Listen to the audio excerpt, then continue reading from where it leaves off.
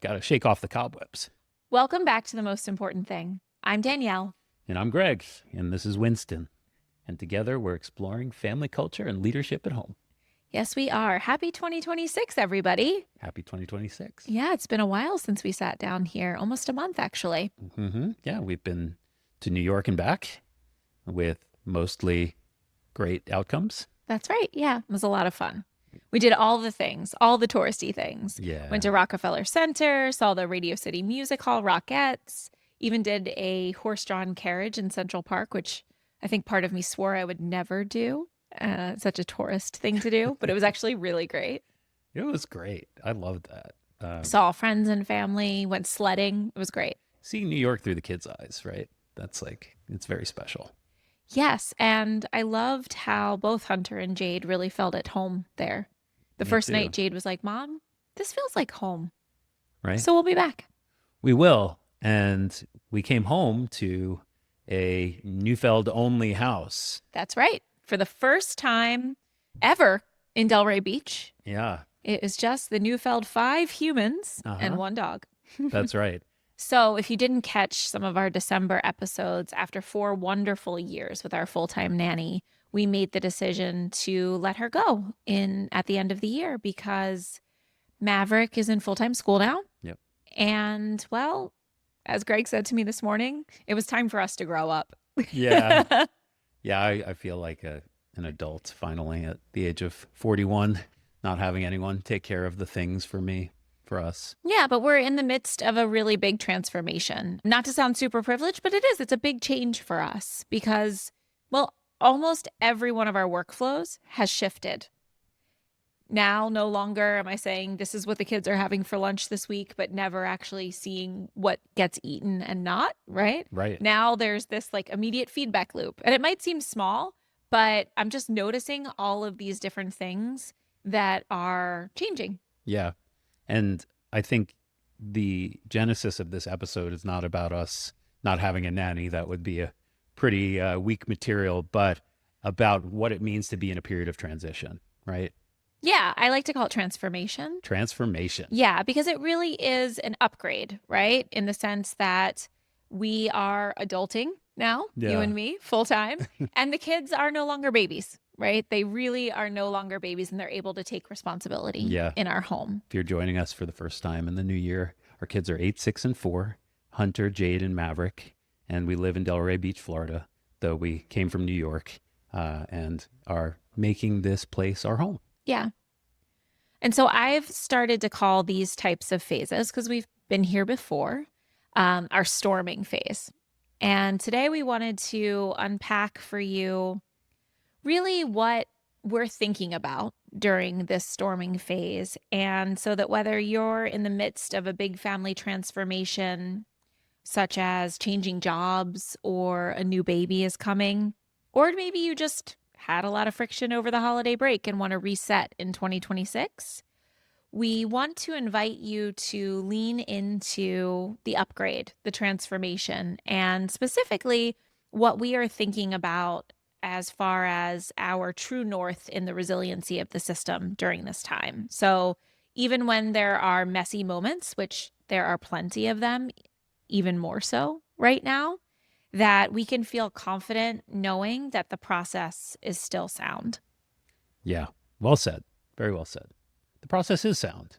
We're just trying to figure out what that process is. Yeah, exactly. And I love the quote from Arthur Brooks that came up as a reminder on my phone this morning, which is that every change of circumstance is an opportunity to learn, grow, and create value. For sure. Yeah.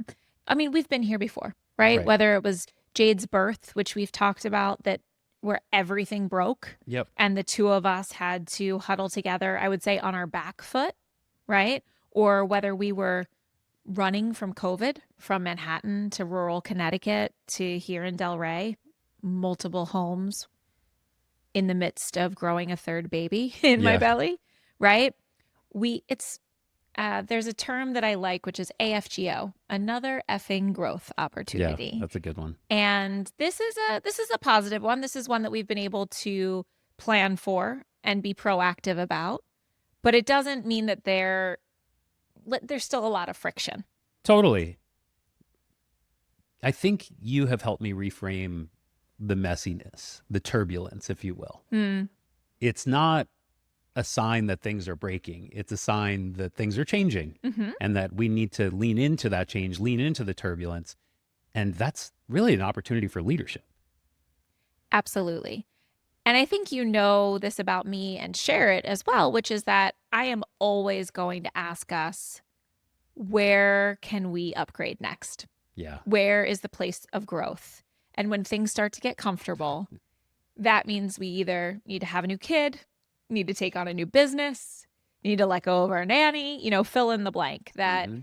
I really do have a passion in this life for continuous improvement and continuous growth. And I love this time of learning how we can all upgrade and take on more. Yeah. I used to, um, I would say, not be so good with it. I think that my default is to go and point out the problems with all the problems rather than the opportunities with all the problems. Yes. And now, just like business, just like work, falling in love with the problem, if you're not falling in love with the problem, then you're not going to last long, right? Yes. Because there's always another one. Yep, exactly. And so I think that this is a wonderful opportunity for us to grow as a family and really lean into the chaos that this storming phase is creating for us. Yeah. So if you're in a transition period at home, this episode is for you. Yeah, or even if you just want to be in a transition period at home, right? Yeah. So, specifically, that we're going to share 3 commitments that we are making right now in this storming time when things are a bit messy and chaotic. They're rooted in conscious leadership principles and my favorite motto, making the implicit explicit, but they're really all our own. And they're serving as our guide right now as we really try to stay on course in the midst of a lot of confusion, friction, lack of routine, fill in the blank, right? And Yeah, so they for sure. are aligning ourselves as leaders first, naming and embracing the chaos, and defining our expectations, but reality checking them first. We need to lean into the messy and then we need to define what good looks like. Yes, absolutely. And I think this is most important when we're in the midst of transformation because if we aren't making things explicit, if we are relying on implicit assumptions, that means that every tantrum, every dish in the sink, every mistake, every conflict, it really feels like a failure of the system Yeah, because the system is some unsaid expectation. total. Whereas when we are doing the work to make our culture explicit and naming that we are in this messy storming phase right now, and this is a crucial part of transformation, this is where we can lean into the process and take stock of things in an overarching way so that even when moments are messy, we know that we have our true north. Absolutely. Like, what does that look like in practice? How did, we're in the middle of it. Take us back maybe to where we started, how this got started Sure. in this specific situation with Well, us not having a nanny. yeah, in this specific situation, I think we both noticed that there were problems of success happening, growing pains happening. So there were times when our nanny didn't have anything to do, like Yep. consistent long hours because the kids are at school and the house runs relatively smoothly. And the children were showing us needs for increased autonomy and responsibility, that when you have someone who you are paying to take care of your children and take care of the house, were going unmet. Hmm. For sure. And we came together and made a mutual decision to make this break, if you will. But I think what happened next is really like where the rubber meets the road, right? Yeah, well, I didn't sleep for the next month, even after we made the decision that we were going to be letting our nanny go. Yeah, you did not sleep for a good 4 weeks, and 3 of those weeks were before we told the nanny, and then after that, I think it was about like what's to come. And I think I said on our last podcast that we released that you were living our lives as if we didn't have a nanny when we I still tend had to. 2 or 3 weeks left. Yeah, I tend to. And I think we aligned with our heads first, like practically, financially, from the children's perspective, this makes sense. Mhm. But this is a human being who we've come to love and who's like really an important person in our home over the past 4 years. And aligning our hearts with our heads and with one another also took some time. And I don't want to undersell that this was a real conversation between you and me and how our relationship is going to change. And so now has changed without that third parent. Right. And what are we at risk of if we don't start with aligning the leaders? If we're just like, okay, family decision, we're doing this. Like, do we risk resentment? Do we like what are we risking here? All of the things, Yeah. right? We risk resentment, we risk anxiety and confusion, Yeah. we risk loneliness and isolation. Because in the business world, the thing that I think about is like this is like I don't know, a M&A event where a company gets acquired.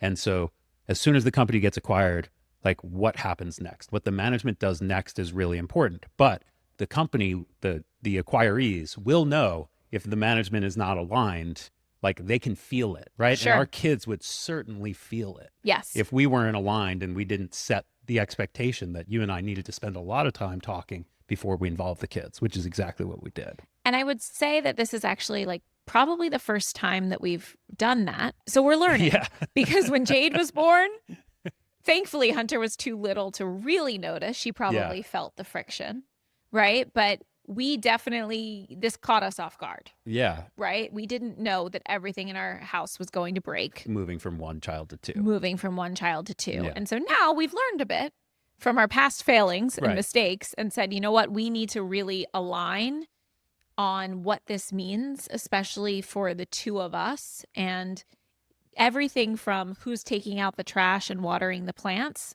to let's acknowledge that there's been very little kind of resentment opportunities for us when someone else is doing the bulk of the child True. rearing, Yeah. the child load, right?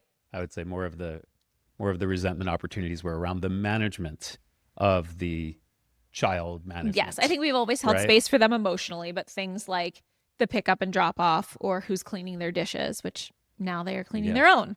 No, and I'm really glad that we spent the time aligning here because like my go-to is just to like start doing. I'm not great at like communicating and forecasting or like pointing in a direction and saying, hey, this is what I'm going to take on. I'll just like run and like do things. And that's what I've really learned about this experience is the stop, the pause, the discussion about how we divide this. Like you did such a great job of saying, okay, like this is where I'm going to show up and this is where I do not want to show up. You didn't say like, this is where you need to show up. You were like, this is where I do not want to show up. What did I say? I don't want to show up on. Well, like things like, you know, I do not want to do the morning drop off. Yes. And you didn't say you do the morning drop off. You were like, I do not want to do the morning drop off. Yes. Like you were like, I need that space. And same thing. What I realized yesterday with jujitsu, where True. I'm like, I'm looking at you and I'm like, this is not your happy place to like be doing this chauffeuring to a child's activity. Like you could use that space back. I will take that on. Yeah. And thank you. Yeah, totally. Right.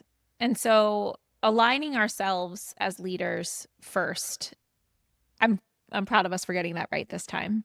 Totally. And I think it's an incredibly important It's a skill I'm working on in the workplace too, you know, to be honest, like just saying, hey, we need more time to communicate or we need more time to, you know, decide on these factors. Like, you know, we have too much process. Let's remove some, let's delete some so that we can figure out what actually matters. Like that's really what we're doing here. We don't know what 6 months from now is going to look like, and that's okay. Right.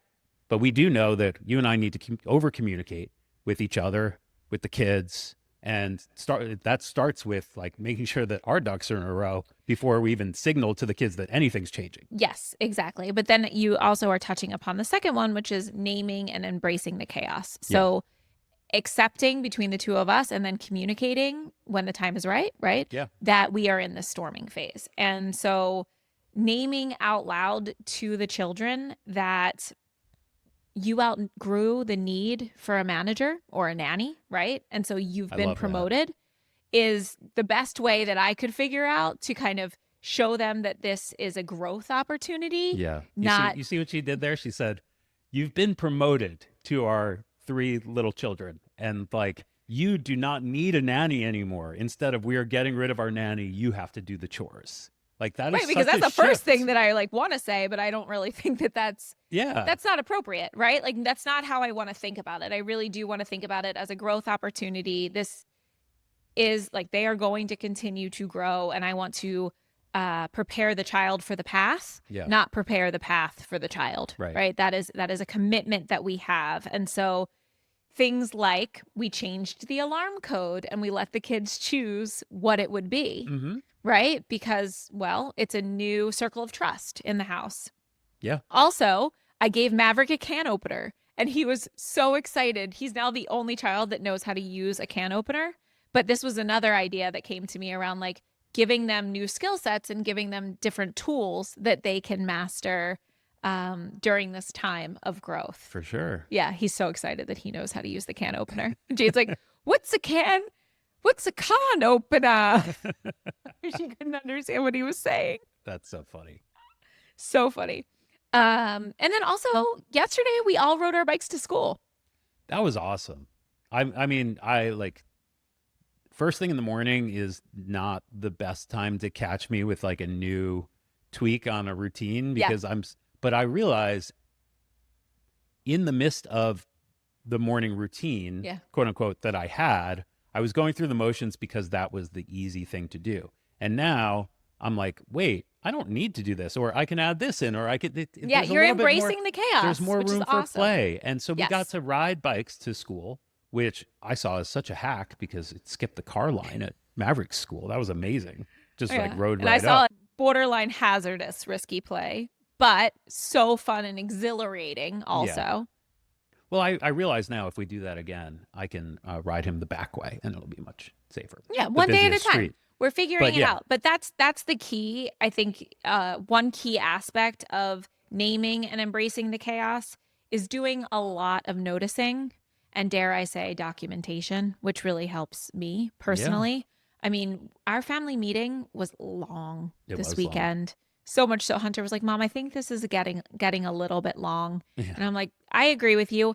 And it's important because we do have a big white piece of paper right now talking about, just in the spirit of throwing a bunch of things against the wall and seeing what sticks.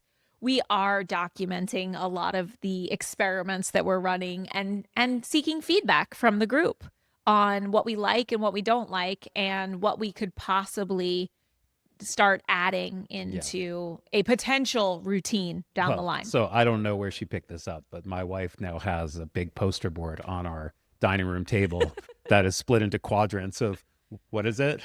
Well, it's storming, forming, and norming, and then the parking lot. Or just the thing. And what's the parking lot? The parking lot is something that I learned from our wonderful founder of Cocoa Plum, Melanie.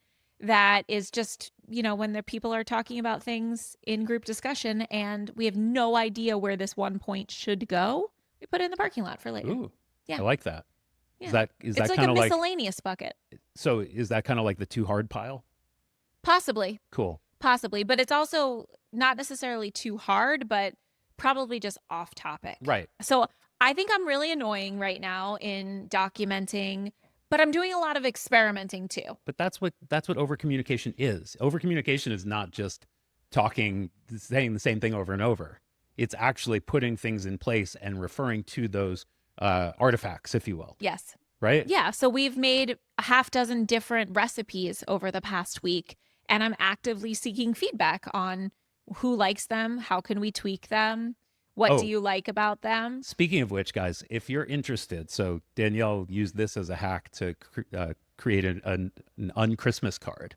where all of the recipes that our family makes, meaning that mostly our nanny was making, Danielle That was I started. that, of course, so she was making it. You came up with the recipes. She was executing on it. We had to remember how to do it. And you're like, ooh, here's an opportunity. I'm going to make a Christmas card. That is our Neufeld family recipe book. So if anyone would like that recipe book, please reach out, email us, text us, whatever. We'll send it to you. It's Yes, pretty cool. absolutely. And I have no Well done doubt. with that. Thank you. Yeah. And I have no doubt that the 2026 edition will look very different. Because AI will get better. Exactly. That too. Yes. Okay. So naming and embracing the chaos, which right now really is what we're calling the storming phase, Yeah. where just about everything feels messy. And it is so important for us to communicate. I don't know about your kids, but for our kids in particular, that we are just trying this for today. Yeah. This is an experiment. It doesn't mean it's going to stay this way. So whether you like it or you don't like it, give us feedback. But this is not the new routine. No, correct. Because there our is no children- new routine yet. Yes. And our children take one data point and then think they are going to do it every single day for the rest of their life if they like it. Yeah. Right? Yep. So naming that we rode bikes to school yesterday, that was exciting. I'm so glad everybody liked it. We didn't do it today is really important. Yes. Yes. And nipping that in the bud is Exactly. really important. So yes, name and embrace the chaos. Say out loud what phase we are in. Over communicate and notice and document and take feedback. Yeah. Right? Yep. And then the third one is defining expectations. Mm-hmm. I would say defining and reality checking expectations.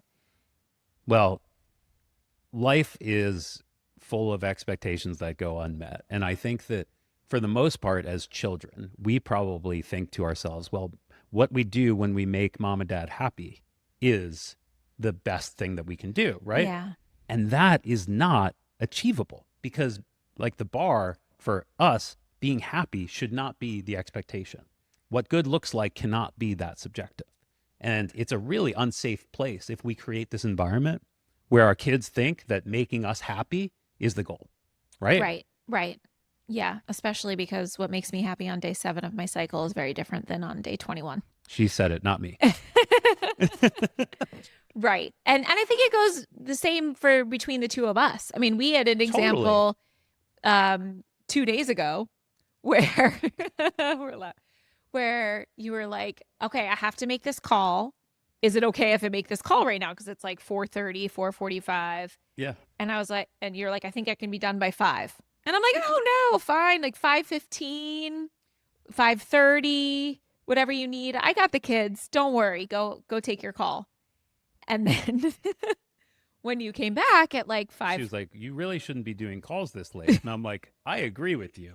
However, extenuating circumstances, and we talked about this. And you're like, you're right. I shouldn't have said that. Please don't let me say those things again.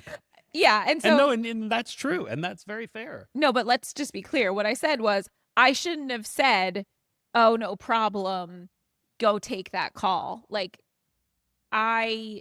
and so maybe that's fair as a wife. Maybe that's not. But what I was really saying is don't let me overextend myself. Right. Right. And I need to get better at this myself. But I'm asking you, adult to adult, like, can you please help me not overextend myself? Sure. And you did. That's why you are taking jujitsu when you Yeah. saw me like so miserable yesterday. Well, let me put it this way. Like, the making mom happy is not just day 7 versus day 21 of your cycle. I asked you a question at 4:15 when the kids had just come home.